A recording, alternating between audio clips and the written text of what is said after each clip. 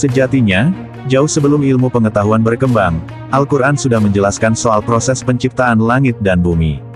Kepala Lembaga Penerbangan dan Antariksa Nasional, LAPAN, Prof. Thomas Jamaluddin, mengatakan bahwa di dalam Al-Quran, proses penciptaan langit dan bumi dijelaskan melalui teori Big Bang.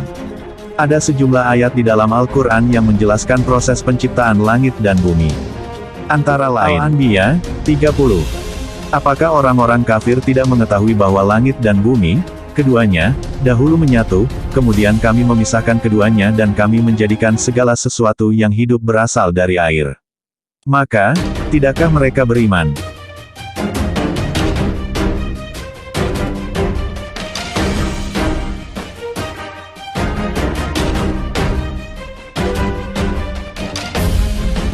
Surat Az-Zariyat ayat 47.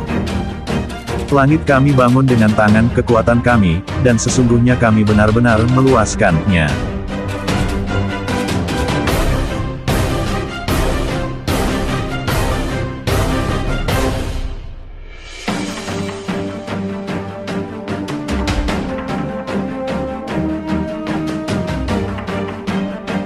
Surat An-Nazi'at ayat 31. Darinya, bumi, dia mengeluarkan air dan menyediakan tempat penggembalaan.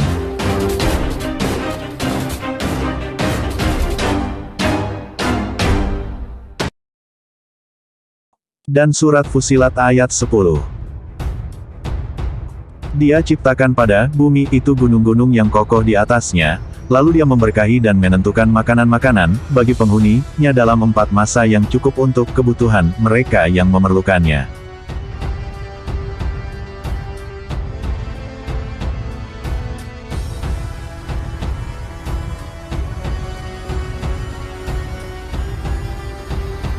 Proses penciptaan alam semesta dalam Al-Quran dijelaskan melalui teori Big Bang.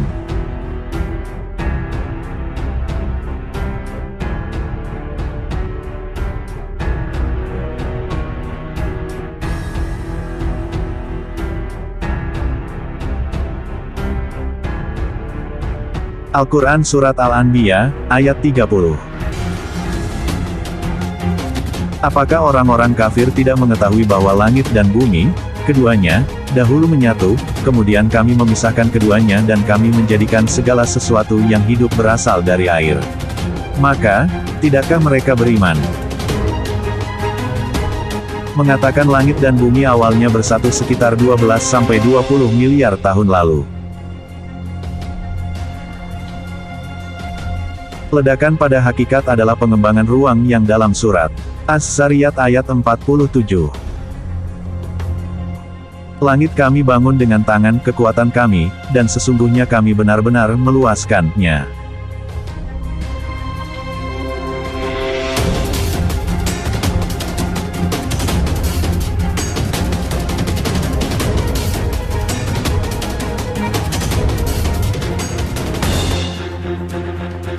Disebutkan Allah Subhanahu wa Ta'ala kuasa meluaskan langit, kata Prof. Thomas Jamaluddin ketika dihubungi tim Hikmah.com.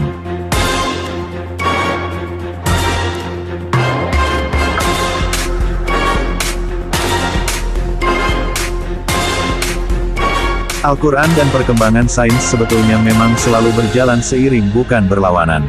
Berikut 4 poin penjelasan lebih lanjut tentang penciptaan langit dan bumi. 1. Terkait teori Big Bang.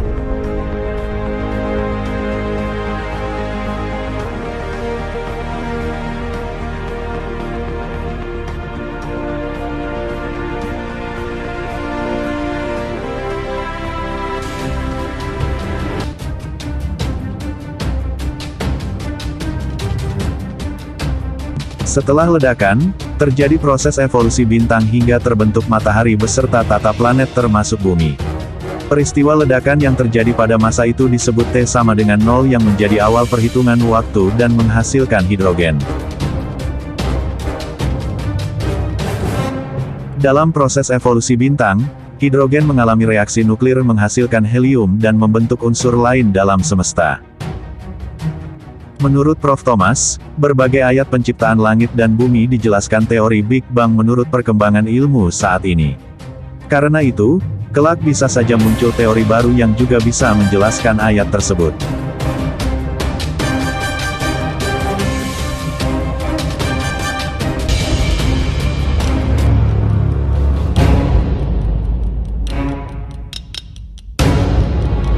Dua, diciptakan dalam 6 hari atau 6 tahap.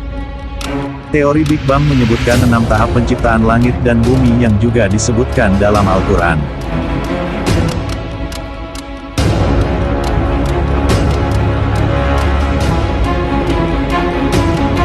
Kitab ini menjelaskannya dalam ayat yang mengandung kata visitati ayam atau dalam 6 hari.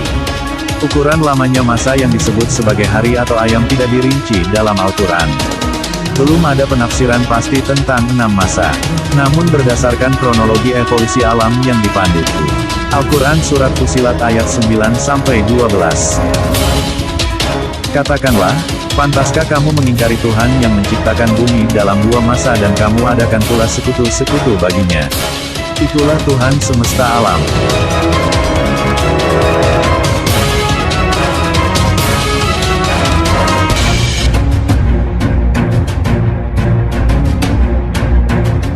Fussilat 10.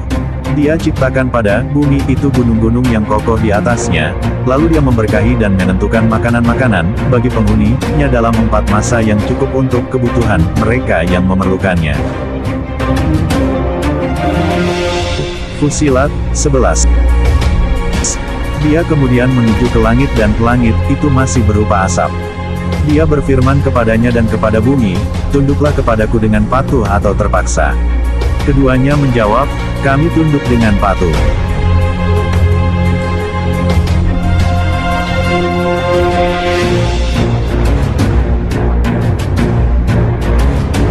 Fussilat 12. Lalu, dia menjadikannya 7 langit dalam 2 masa dan pada setiap langit dia mewahyukan urusan masing-masing. Kemudian langit yang paling dekat dengan bumi, kami hiasi dengan bintang-bintang sebagai penjagaan, dari setan, 669, demikianlah ketetapan Allah, yang maha perkasa lagi maha mengetahui.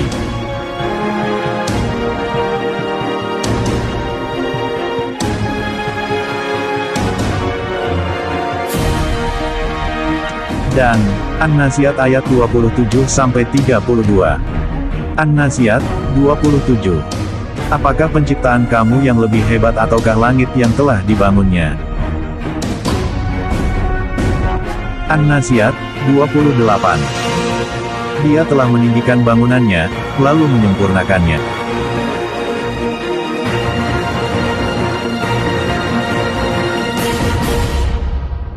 An-Naziat, 29. Dia menjadikan malamnya gelap gulita, dan menjadikan siangnya terang benderang.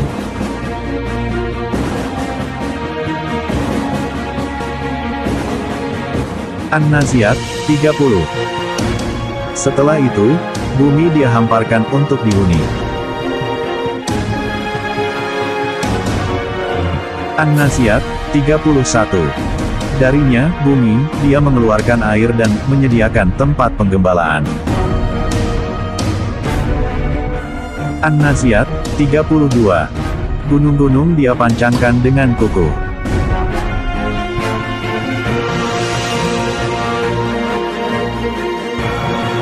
Saya menafsirkan 6 masa adalah tahapan proses sejak penciptaan alam sampai hadirnya manusia.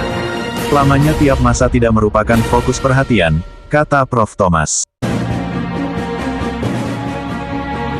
3. Bagaimana awal dari 6 masa penciptaan langit dan bumi? Masa awal adalah ledakan dilanjutkan pembentukan bintang-bintang yang dalam bahasa Al-Quran disebut penyempurnaan langit. Debu dan gas antar bintang yang dalam. Surat Fussilat ayat 11. Dia kemudian menuju ke langit dan langit itu masih berupa asap. Dia berfirman kepadanya dan kepada bumi, tunduklah kepadaku dengan patuh atau terpaksa. Keduanya menjawab, kami tunduk dengan patuh. Disebut duhan menjadi makin padat. Bila panas yang dihasilkan inti telah cukup memantik reaksi fusi nuklir, maka bintang akan bersinar. Suatu saat bintang akan meledak dan unsurnya menjadi penyusun benda langit selanjutnya. Menurut Prof. Thomas, 2 masa itu adalah penciptaan langit yang kadang disebut sebelum atau setelah bumi karena prosesnya terus berlanjut. Dalam bahasa Al-Quran tentang teori Big Bang, pengembangan alam, dan pembentukan bintang disebutkan sebagai, dia meninggikan bangunannya ke langit lalu menyempurnakannya, pada Surat An-Nazi'at ayat 28. Bagaimana tahap akhir penciptaan langit dan bumi? Tahap kelima adalah munculnya air dan tumbuhan dalam. Al-Quran Surat An-Nazi'at ayat 31. Sementara tahap keenam adalah proses geologi yang mulai stabil dengan munculnya gunung, binatang, dan manusia dalam. Surat An-Nazi'at ayat 32-33.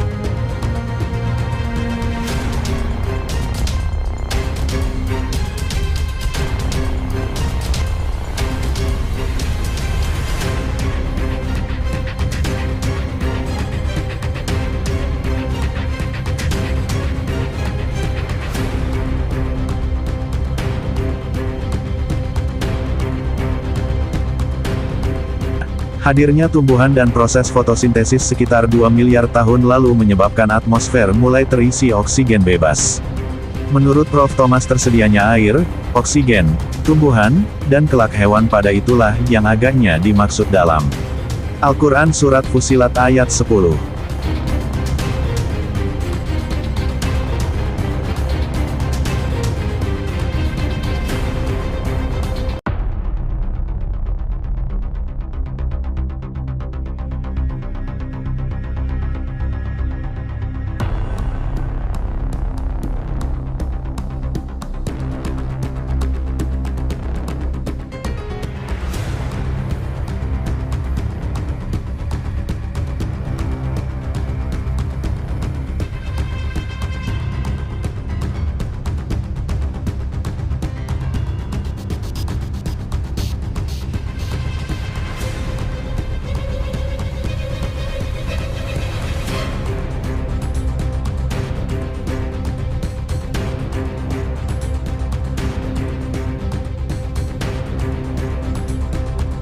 Homogenitas dan isotropi ruang.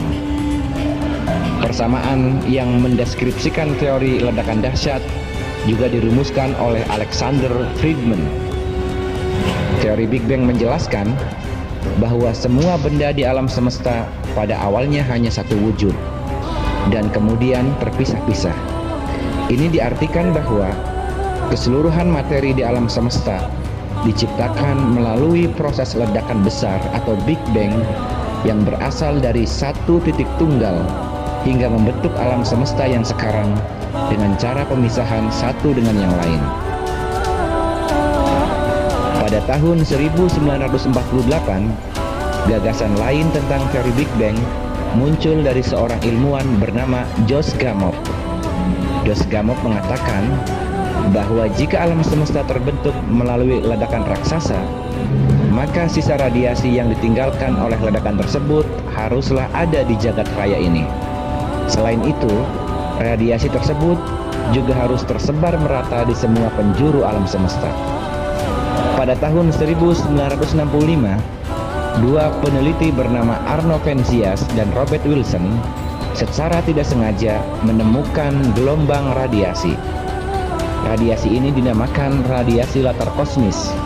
Tidak terlihat memancar dari satu sumber tertentu, tetapi meliputi keseluruhan ruang angkasa dan diketahui sebagai sisa radiasi peninggalan dari tahapan awal peristiwa ledakan besar atau Big Bang. Atas penemuannya tersebut, Arno Penzias dan Robert Wilson kemudian dianugerahi Nobel atas penemuan mereka. Bukti ilmiah terjadinya ledakan besar yang disebut sebagai teori Big Bang ini juga telah dipaparkan oleh NASA. Pada tahun 1989, ilmuwan bernama Josh Smoot bersama tim NASA meluncurkan satelit untuk meneliti asal mula terjadinya alam semesta. Melalui instrumen sensitif yang disebut sebagai COBE atau Cosmic Background Emission Explorer, penelitian ini mengungkapkan akan adanya sisa-sisa ledakan besar yang terjadi di jagat raya ini. Dari hasil penelitian yang dilakukan NASA itu, sebagian besar ilmuwan mulai percaya terhadap teori Big Bang ini. Bukti lain kebenaran teori Big Bang adalah ditemukannya jumlah relatif hidrogen dan helium Hasil penelitian yang dilakukan mengungkap bahwa campuran unsur hidrogen dan helium di alam semesta sesuai perhitungan teoritis jika terjadi ledakan besar atau Big Bang. Sebelumnya, pada tahun 1925, seorang astronom asal Amerika Serikat bernama Edwin Hubble memperlihatkan sejumlah bukti pengamatannya yang menunjukkan bahwa semua galaksi di alam semesta semuanya bergerak dan saling menjauh satu sama lain. Temuan Hubble ini menyimpulkan bahwa alam semesta ini terus mengembang. Dengan kata lain, ia membenarkan teori ledakan raksasa tersebut. Teori Big Bang menyebutkan bahwa alam semesta ini dulunya adalah massa besar yang kemudian terpisah oleh sebuah ledakan raksasa. Konsekuensi dari teori ini adalah galaksi-galaksi bergerak saling menjauh satu sama lain, dan itulah yang kemudian dijelaskan oleh Edwin Hubble. Teori ini kemudian diakui oleh dunia ilmiah sebagai satu-satunya teori yang dapat menjelaskan asal mula terjadinya alam semesta. Lebih dari 1400 tahun yang silam, kitab suci Al-Quran telah menyebutkan tentang awal mula penciptaan alam semesta. Dalam surah Al-Anbiya ayat ke-30, Allah Subhanahu wa Ta'ala berfirman, "Dan apakah orang-orang kafir itu tidak mengetahui bahwa langit dan bumi ini dahulu keduanya menyatu, kemudian kami pisahkan antara keduanya, dan kami jadikan segala sesuatu yang hidup berasal dari air. Maka mengapa mereka tetap tidak mau beriman?" Kata Rodskon pada ayat di atas diartikan sebagai sesuatu yang padu, digunakan untuk merujuk pada dua zat yang berbeda yang kemudian membentuk suatu kesatuan. Ungkapan "kami pisahkan antara keduanya" adalah terjemahan dari kata dasar bahasa Arab, yakni fataqo, yang bermakna bahwa sesuatu muncul menjadi ada melalui peristiwa pemisahan atau pemecahan struktur dari Rodskon. Dalam ayat tersebut, langit dan bumi adalah subjek dari kata sifat fatkon. Keduanya lalu terpisah satu sama lain atau fataqo. Segala sesuatu termasuk langit dan bumi yang saat itu belumlah diciptakan juga terkandung dalam titik tunggal yang masih berada pada keadaan Rodskon ini. Titik tunggal ini kemudian meledak dengan sangat dahsyat sehingga menyebabkan materi-materi yang dikandungnya terpisah atau fataqo. Dari rangkaian peristiwa tersebut, bangunan dan tatanan keseluruhan alam semesta ini kemudian terbentuk. Sementara pada kalimat "dan dari air kami jadikan segala sesuatu yang hidup" menjelaskan kepada kita bahwa air adalah salah satu sumber kehidupan terpenting bagi semua makhluk, pasti sangat membutuhkan air, tempat. Dan inilah kebenaran Al-Quran yang telah diturunkan lebih dari 1400 tahun yang silam. Ketika kita bandingkan penjelasan ayat tersebut dengan berbagai penemuan ilmiah, akan kita Allah Subhanahu wa Ta'ala meluaskannya. Kata langit di sini digunakan dengan arti dari alam semesta. Al-Quran telah menyebutkan bahwa alam semesta mengalami perluasan atau mengembang. Inilah kesimpulan yang dicapai ilmu pengetahuan masa kini. Sebelumnya, pendapat umum yang diyakini para ilmuwan adalah bahwa alam semesta ini bersifat tetap dan telah ada sejak dahulu kala tanpa awal permulaan. Namun, setelah dilakukannya penelitian, pengamatan, dan perhitungan oleh para ilmuwan dengan menggunakan teknologi modern, mengungkapkan bahwa alam semesta sesungguhnya memiliki permulaan dan terus mengembang. Stephen Hawking dalam bukunya A Brief History of Time abad ke-20. Sementara Al-Quran telah menyebutkan fakta ilmiah ini jauh sebelum manusia belajar membuat sebuah alat bernama teleskop. Beberapa orang mungkin mengatakan bahwa penemuan fakta astronomi dalam Al-Quran bukanlah sesuatu yang mengherankan, karena bangsa Arab dikenal maju dalam bidang astronomi. Pengakuan mereka jika bangsa Arab unggul dalam astronomi memang benar, tetapi Al-Quran mengungkapkan fakta ilmiah ini berabad-abad jauh sebelum orang Arab unggul dalam bidang astronomi. Sahabat beriman, itulah proses terjadinya penciptaan alam semesta berdasarkan teori Big Bang menurut perspektif Islam. Terima kasih telah menyaksikan video ini. Wallahu a'lam bishshawab. Wassalamualaikum warahmatullahi wabarakatuh.